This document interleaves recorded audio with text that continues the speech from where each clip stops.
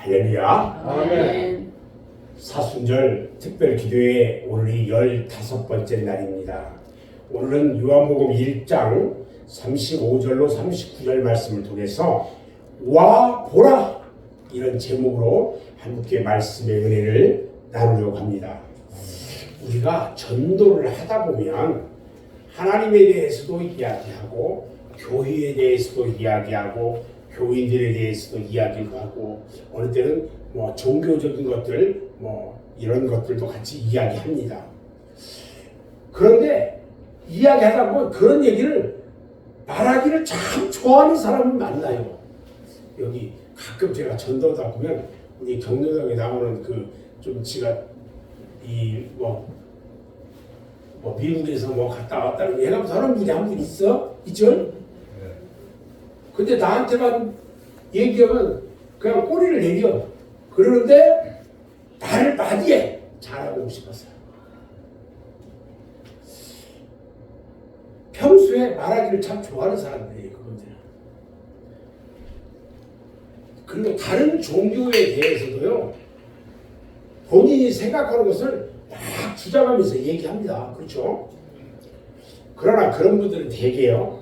그것을 말하기는 좋아하는데 정작 그렇게 말하는 하나님을 직접 믿고 따라가려는 마음은 거의 없어요.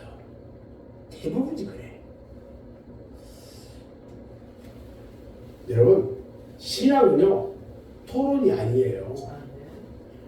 믿음은요 자기 생각이 아니에요. 하나님을 실제로 따라가는 생활이에요. 아멘. 우리가 이것을 알아야 돼요. 자, 이런 사람들을 우리가 보면요,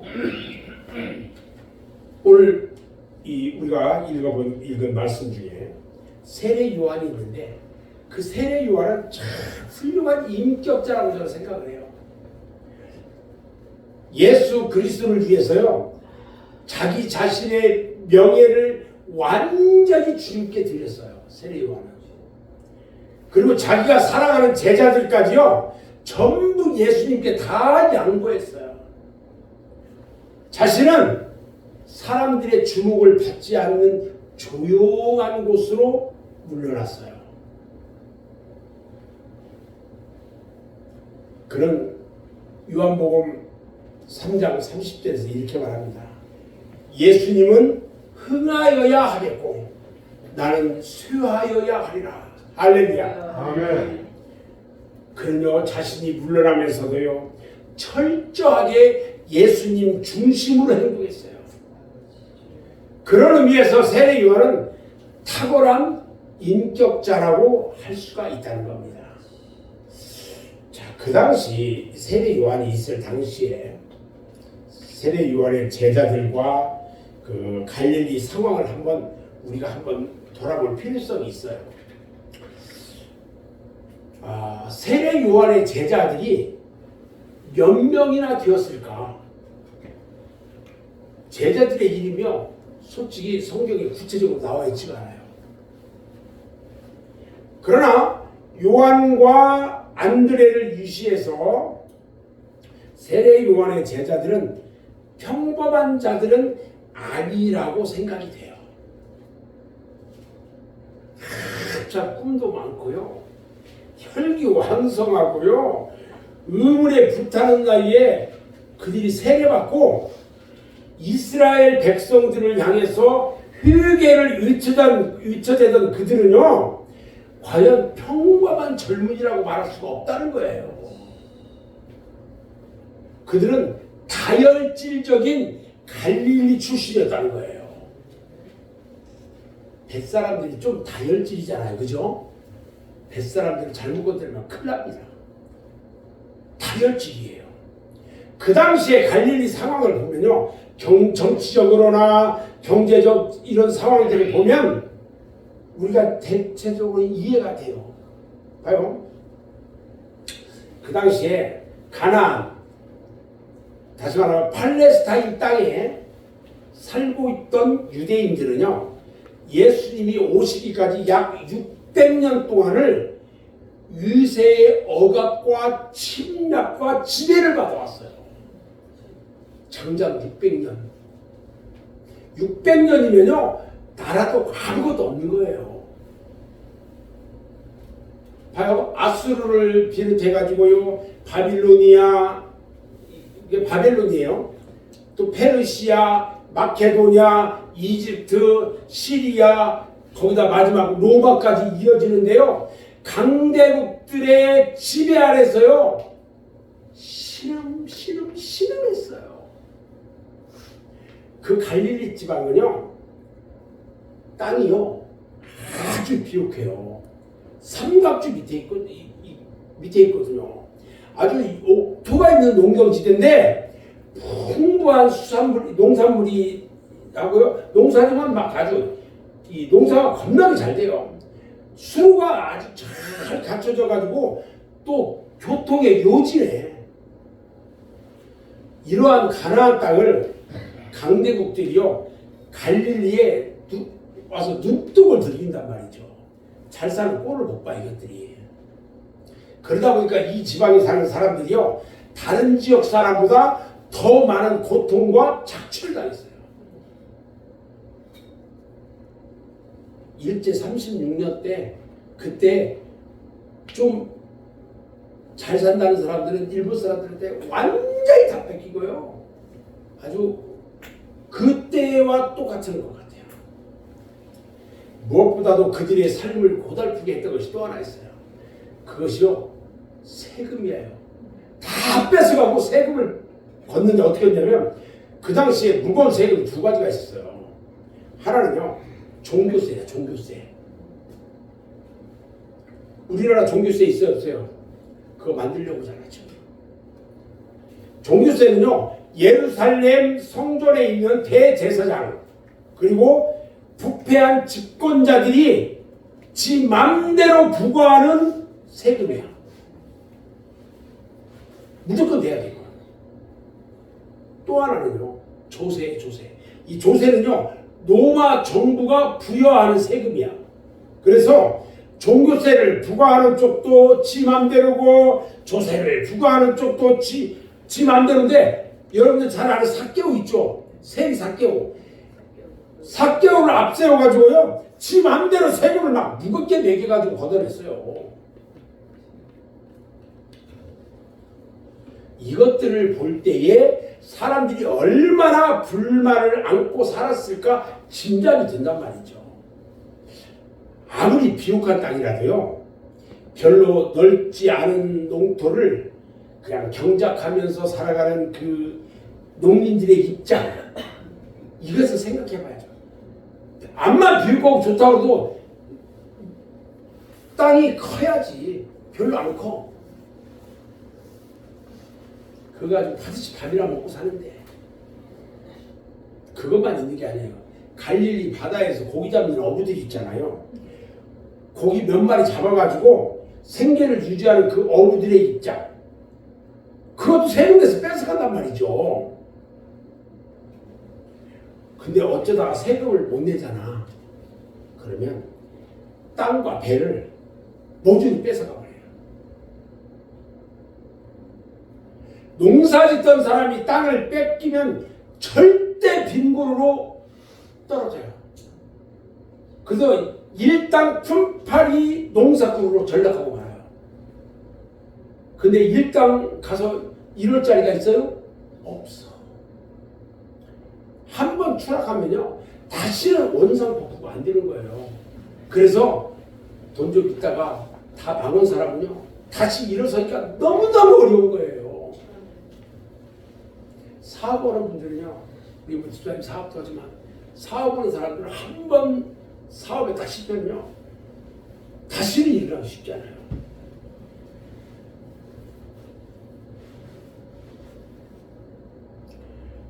더욱이요 이 갈릴리 사람들이요 기질상 환상적인 그 어떤 민족주의자들이에요.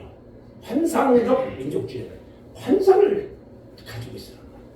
그들이요 돈보다 명예를 중요하게 여겼어요. 그들이. 그리고 옳은 일에는 앞뒤 가리질 않아. 막 그리고 막 덤비는 다혈질 기질을 가지고 있어요. 그래서 착취를 당하면 당할수록 그들은 자생적인 저항 세력들이 돼가요.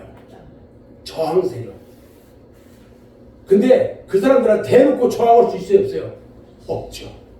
그 당시 저항 세력들이요, 크게 두 부류로 나눠 있는데, 하나는 에센파라고 해요. 에센파. 이 사람들은 어떤 사람들이냐면 현실 도피자들이야. 그래서 정치가 부패하고 종교마저 막 악취가 날 정도로 막 썩어버리니까 세상에 대한 매력이나 기대를 완전히 잃어버렸어요. 그래서 이들이 세상을 등지고 사해 바다 주변에 이 돌 속에 굴을 파요. 굴을 파고 그 속에서 이 공동체를 만들어가지고 그 속에서 은둔 생활을 해. 그 속에서. 이들은요, 아침부터 밤까지 말씀 보고 기도하는 생활만 합니다. 그리고 소망이 있다면 메시아가 오시는 날에 세상이 완전히 새로워질 거라는 종말론적 신앙을 가지고 있었어요. 이들이 어떤 사람이냐? 에센파들이야. 또 다른 하나가 있는데, 또 다른 하나는 열심당이에요. 열심당. 예수님의 제자 중에 열심당이 한 사람이 있었어. 누구냐면 예수님을 은 30냥에 팔아먹은 가룟 유다가 가입되어 있는 단체가 열심당이야. 이들은요, 무력 혁명으로 세상을 뒤집어 엎으려고 하는 과격분자예요. 과격분자. 그러다 보니까 이곳에는 혈기왕성한 젊은이들이 많이 찾아왔단 말이에요. 자, 이렇게 세상이 악할 때에 사람들은 흔히 세 가지로 반응을 하더라는 거죠. 하나는요, 에센파처럼 아예 도망가서 세상을 등지고 살든지, 아니면 열심당처럼 생명을 걸고 싸우든지, 그것도 아니면 나무라라하고 먹고 마시는 데만 탐닉하든지. 그런데 이 세 가지는 모두 옳은 선택이 아니라는 거예요. 무력에 호소하는 길은 잘못됐고, 또 하나의 악을 저지르게 돼요. 도망가서 산속에 숨는 것은 비겁한 행동이에요. 저는 이번에 대통령 탄핵 관련해서 반대하는 이 사람들의 모습들을 보면서 다 도망갔어.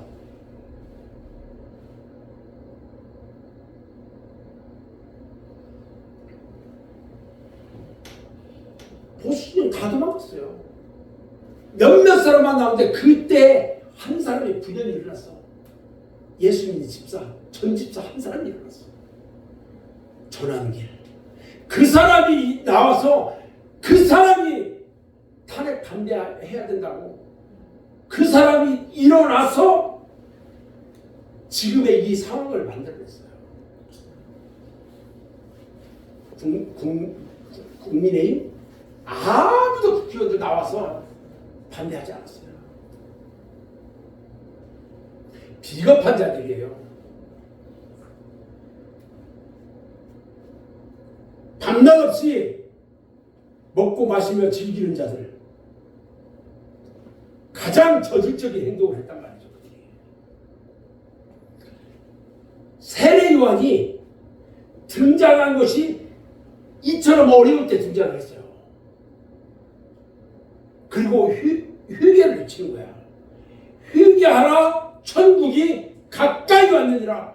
이렇게 외쳐요. 봐요. 세상 사람들이 이러지도 저러지도 못하고 말이에요. 답답한 사람들이요, 어느 날 세례 요한이라는 사람이 턱 나타나서 회개하라, 천국이 가까웠느니라 막 외치니까요, 새로운 희망을 보기 시작한 거예요.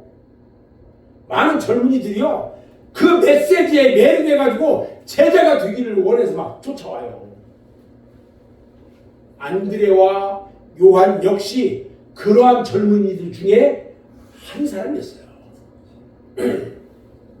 근데 어느 날 안식일 아침이었어. 어느 날 안식일 아침에 오늘 본문 35절에 보면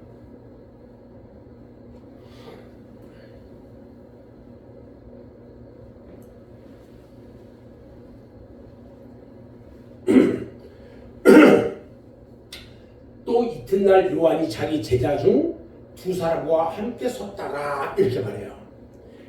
여기서는 안식일이라고는 말하지 않았어요. 그런데 요한복음 2장에 보면 가나의 혼인잔치가 나와요. 가나의 혼인잔치와 연결해서 보면 안식일이라는 것을 알 수가 있어요. 유대인들은 주로 수요일에 혼인잔치를 합니다. 수요일에. 이 사실을 염두에 두고 계산해 보면 1장 35절 이 날은 아마 안식일이 되고 있어요. 이 안식일 날에 세례 요한이 자기 제자 둘과 함께 거닐고 있었어요. 조용히 이야기하면서 산책을 아마 했던 것 같아요. 여기서 둘이 함께 섰다가 그런데 보니까 서 있는 것 같지는 않아. 근데 마침 이틀 전에 자기에게서 세례를 받았던 예수님이 걸어가시는 거야. 예수님께서 거니심을 보고 이렇게 말해요. 걸어가. 그러니까 세례 요한이 두 제자에게 말합니다. 뭐라고 하냐면 36절에서 뭐라고 그래요? 보라 하나님의 어린 양이로다. 자, 따라서 합니다. 보라 하나님의 어린 양이로다. 보라 하나님의 어린 양이로다. 자, 이렇게 다시 이 말을 다시 말하면 뭐냐면요. 요한아, 안드레야, 너희들이 찾고 있는 해답은 내가 아니고 저분이야. 아멘. 여기서 우리가 알아야 돼요. 내가 아니고 저분이야. 너희들이 지금 찾고자 하는 해답이 빨리 쫓아가 봐라. 이 말이야 지금 이게.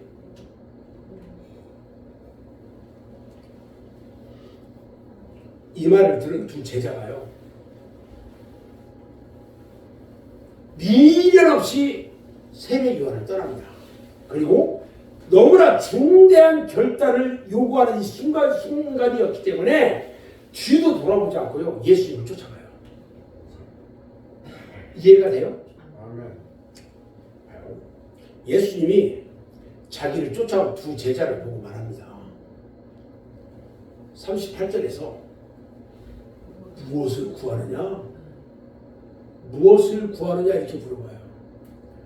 이 말은 안부를 묻는 것이 아니에요. 무슨 일이야? 왜 날 찾아왔어? 이렇게 묻는 말이야.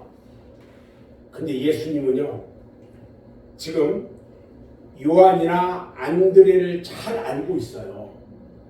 그리고 그들이 왜 쫓아왔는지도 다 알고 있어요. 그런데 이렇게 다시 물어보는 것은 자기를 쫓아오는 목적을 다시 한번 상기시킬 필요가 있었어요.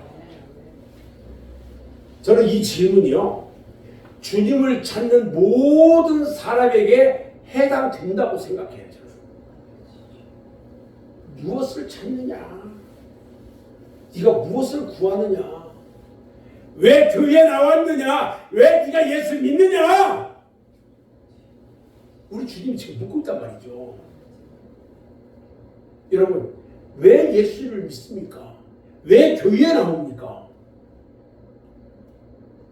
그 당시에 많은 사람들이요, 떡을 위해서 예수님을 찾았어요. 그러다가 매일 그 밥도 주고, 생각해보세요. 아니, 큰 산에 수천 명이 모였어. 장정만 5천 명이야.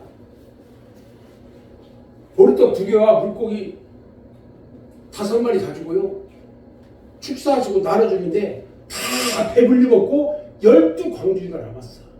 12광주리 누거? 그 아이 거 상으로 준 거예요. 근데요, 그렇게 주다 보니까 저 사람이 우리의 왕이구나. 이 사람이 그래서 저 예수만 따라다니면은 우리 평생 먹고 살 수 있어. 아무것도 안 살아. 이렇게 생각하고 쫓아다녔어요. 근데 매일 그렇게 주지 않잖아. 그러니까 나중에 다 돌아섰어요. 봐요. 표적과 기사를 쫓아서 좋아해가지고 쫓아다니는 사람들은 흥미가 없어지면 다 떠나버려요. 떠나요. 잘못된 목적을 가지고요 주님을 쫓는 사람은 결국 떠나요. 교회도 그래요. 와서 얘기는 안 해. 근데 목적이 있어. 그 목적이 자기에게 오지 않으면요 떠나요. 그래서 우리는 자주 물어봐야 돼요. 뭘? 나는 왜 예수님을 지금 쫓고 있는지, 내가 왜 지금 예수님을 쫓아 나왔는지. 예수님의 이 질문을 받고요, 무엇을 구하느냐? 이 질문을 예수님으로부터 받고요, 요한과 안드레가요 당황하고 말았어요. 봐요.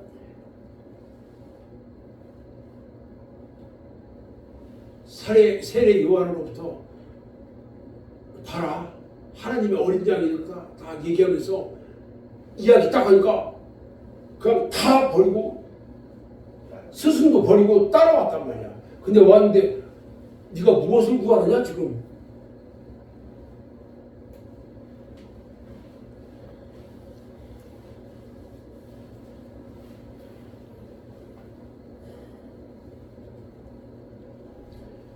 이들이요, 안드레하고 요한이요, 예수님이 이런 질문을 하려고는 전혀 생각을 못했어요. 그러면서 엉겁결에 대답을 해요. 뭐라고 대답을 줄 압니까? 주님, 어디 계십니까? 랍비요, 어디 계십니까? 랍비가 선생님이잖아요. 선생님 지금 어디 계세요? 어디 계시냐는 말이 무슨 말이냐면 어디서 지금 살고 있어요 이 말이에요. 지금 네가 무엇을 구하느냐 그러니까 당황해가지고 선생님 지금 사시는 데가 어디예요? 이걸 물어본 거야 지금.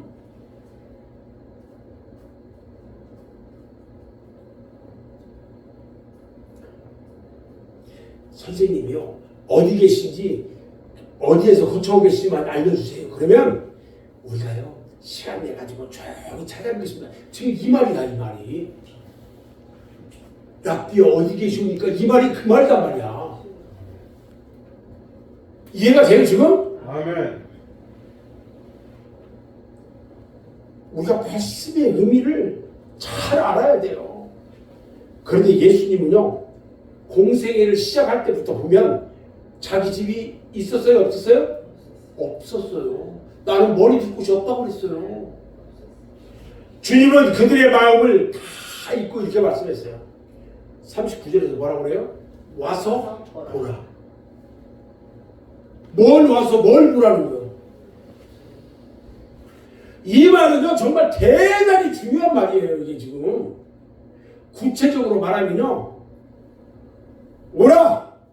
그러면 네가 알 거야. 와서 봐. 네가 알 거야. 두 제자가요 예수님으로부터 이 말을 가볍게 들었어요. 잘 들어야 돼. 가볍게 들었어. 그리고 예수님을 따라갑니다. 이때가 시간이 몇 시냐면 10시야. 우리나라로 보면 오후 4시. 땅거미가 막 지려고 할 때. 해가 뉘엿뉘엿 지는 무렵이기 때문에 두 제자는요 그냥 바로없이 따라가요. 예수님 집으로 들어갈 줄은 알고 쫓아간 거야. 그런데 어딘지는 알 수 없어. 와서 보라고 해서 쫓아갔는데 거기에서 밤이 깊도록 예수님과 함께 시간을 아마 보냈던 것 같아요. 봐요. 그 두 제자가요 요한과 안드레가요 주님과 밤늦도록 이야기합니다. 그러면서 주님의 말씀을 들으면서 그들이 영안이 열리기 시작합니다. 주님의 말씀을 들으면서 영안이 열려요. 자기들과 마주하고 있는 그 예수님께서 그 예수님한테서 뭘 보냐면 하나님의 영광을 보기 시작한 거예요. 그래서 주님의 말씀이 내 안에 들어오느냐 안 들어오느냐 너무너무 중요한 거예요. 이거요. 목사님 여기서 목이 터져라 설교해도요. 그 말씀이 내 안에서 막 살아 그냥 생동감 있게 막 살아 움직여야 돼요. 그게. 그러면서요 그 둘이 이분이야말로 우리가 그토록 고대하면서 기다리던 메시아이고 이분이야말로 하나님의 아들이라는 걸 확신을 해요. 아멘. 자, 메시아이며 하나님의 아들 누구든지요 예수 그리스도를 만나고 그를 마음에 영접한 사람들은 평생 동안 그 말을 잊지 못하는 거예요. 아멘. 우리 여기 실버 예배 드릴 때나 우리 요양원에서 예배 드릴 때 마지막에 영접 기도를 합니다. 똑같은 얘기를 매주마다 똑같이 해요. 왜 그러냐? 그 기도가 그들 마음속에 완전히 바뀌게 하려고. 그 안에는 나는 예수님을 믿고 영접합니다. 이 말이 있거든요. 나는 죄인입니다. 나는 회개하기를 원합니다. 이러면서 자기가 스스로 신앙 고백을 하는 거야. 요한과 안드레가요 주님을 만나고 메시아이며 하나님의 아들이라고 아는 순간 막 흥분이 돼가지고요 나를 세자마자 그냥 자기 형제 베드로한테 막 쏜살같이 달렸어요. 그리고 시몬 내 얘기 좀 들어봐. 우리가 메시아를 만났어. 우리가 메시아를 만났단 말이야. 아멘. 그 소리를 치기 시작했어요. 두 제자가요 메시아 이 하나님을 예수님을 만나가지고 말씀을 들으면서요 영의 눈이 열리기 시작했잖아요.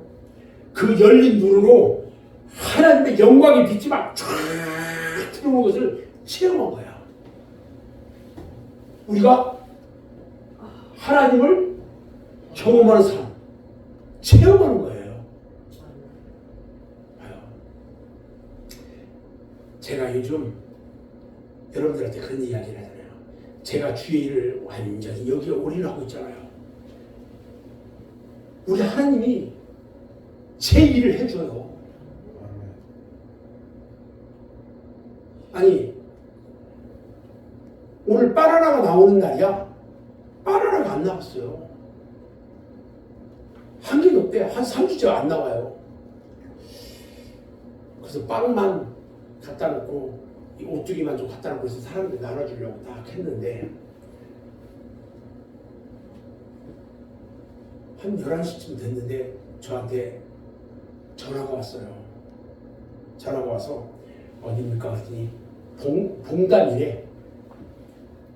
봉담 우리 집사님 사무실 그쪽 그 근방이야. 군인들한테 PX 들어가서 판매되는 초코파이가 30박스가 있는데 우리한테 기부하고 싶다는 거야. 아멘. 그래서 2시까지 가겠다고 했어. 2시까지 가겠다고 해서 딱 갔는데 거기 가서 그것을 싣고 있는 중에 전화가 왔어요. 어제 우리가 평택에 뭐 하러 갔었어요? 제가 아침에 바나나 가지고 갔잖아. 거기서 전화가 왔어. 또 오늘 바나나가 돌았는데 오늘 그 바나나를 다 팔 수가 없어. 우리한테 기부하고 싶다는 거야. 아멘. 아멘. 그럼 가야 돼 안 가야 돼? 갔지. 가가지고 또 싣고 왔어요. 또 싣고 오다 보니까 뭐 거의 한 6시가 다 돼버렸네. 참 얼마나 밀리는지요. 우리가요 하나님을 경험해야 돼요. 체험해야 돼요. 내가 주의 말씀 가운데 온전히 올인하면요 우리 주님이 보여줘요. 아멘. 체험하게 해요.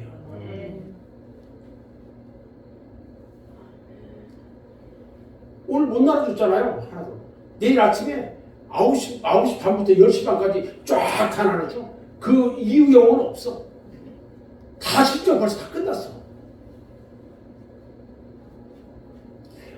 오늘 요한과 안드레가요, 예수님을 만날 그 당시만 해도 그들의 메시아관은요, 세속적이고 현실적인 거였어요.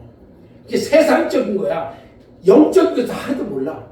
제가 우리 성도들에게 이 주일날 대표기도를 시킬 수 없잖아, 성도들한테. 이 기도하면서 한 사람씩 기도시킬 이유가 있어. 한 번 기도하면요, 자신이 붙기 시작해요. 그러면서 또 하고 또 하고 또 하면서 기도가 바뀌어져. 아멘? 아멘. 그래서 시키는 거야. 그냥 잘하는 사람만 시킬 수 있어. 이번 기회가 아니면 기도하는 방법도 모르고 단 한 번도 평생에 나와서 기도 못해. 그걸 가르쳐야 돼. 그래서 가르치는 거야 지금. 그런데 우리 예수 그리스도는요, 세상 나라를 위해 오신 메시아가 아니라는 사실이에요. 세상 나라를 위해 오신 메시아가 아니라는 사실이에요. 그는 세상을 비참하게 만든 근본적인 문제를 해결하고요, 우리를 그 비참함에서 구원하기 위해서 오신 메시아라는 거예요. 아멘. 세상의 모든 문제의 뿌리는 어디에 있냐면요, 죄에 있어요. 죄에. 죄로 부패된 인간의 본성 때문에 이 세상이 미움과 증오와 탐욕과 음란이 판치는 그런 세상이 된 거예요. 예수님은 이 죄를 처리하기 위해 오셨고요, 그래서 십자가에서 죽으셨어요. 그래서 십자가는요, 인생의 근본적인 문제를 푸는 유일한 열쇠가 되는 거예요. 아멘. 아멘. 요한과 안드레가요, 주님께서 십자가에 못 박히시고 부활하시는 것을 보고요, 또 성령을 받고 영의 눈이 뜨고 나니까 십자가만이 그들의 가슴에 남아있는 모든 문제의 진정한 해결책이 된다는 걸 알았어요. 십자가만이 진정한 해결책이에요. 저는 오늘 이 통태에 다녀오면서 147장 찬송을 들으면서 눈물이 나요.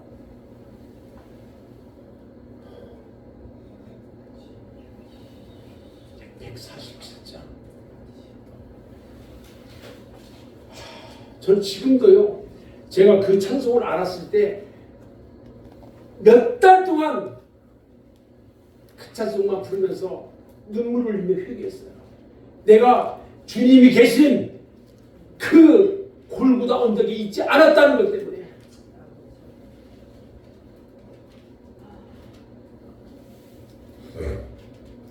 우리는 문제의 뿌리를 보아야 됩니다.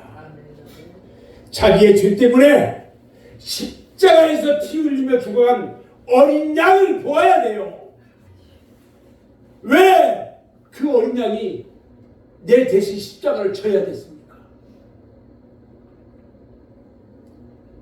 내 자신이 죄인이라는 것을 발견하게 된다면 그의 눈은 겹겹이 뒤덮고 있는 비늘이 하나둘 벗겨지게 될 것입니다.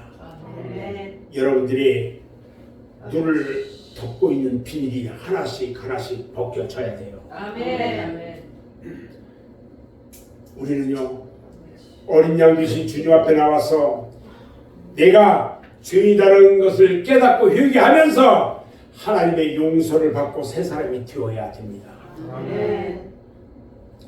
여러분들의 마음속에 주님께서 다스리시는 하나님의 나라가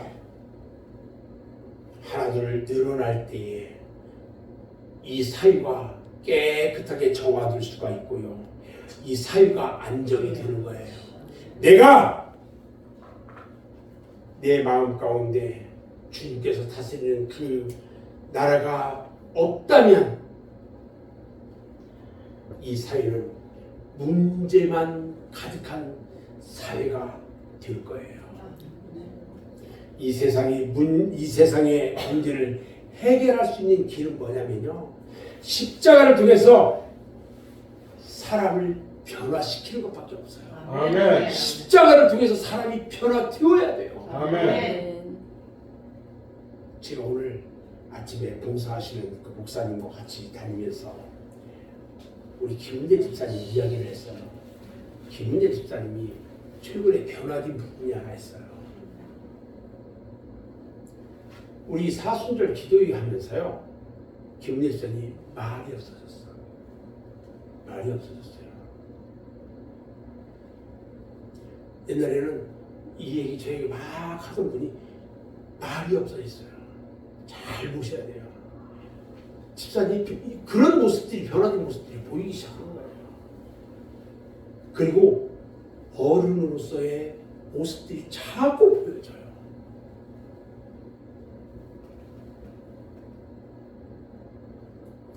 우리가 변화되어야 돼요. 예수를 안다면, 십자가를 안다면 내가 변화가 되어야 한다는 거예요. 아멘.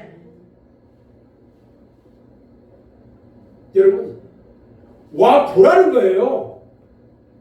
주님 앞에 나와 보라는 거예요. 교회에 나오라는 거예요. 나와서 보라는 거예요. 주님이 십자가에 달리신 그 골고다 언덕 위에 와서 보라는 거예요. 다 도망갔잖아요. 제자들 다 도망갔어요. 한 사람도 없었어요. 그동안 그렇게 열심히 쫓아다니면서 주님이 말씀 가르쳤는데, 주님이 십자가에 달 때는 지가 잡혀서 죽을까봐 다 도망갔어. 그 자리에 내가 없었다는 것 때문에 너무너무 슬픈 거예요, 저는 지금.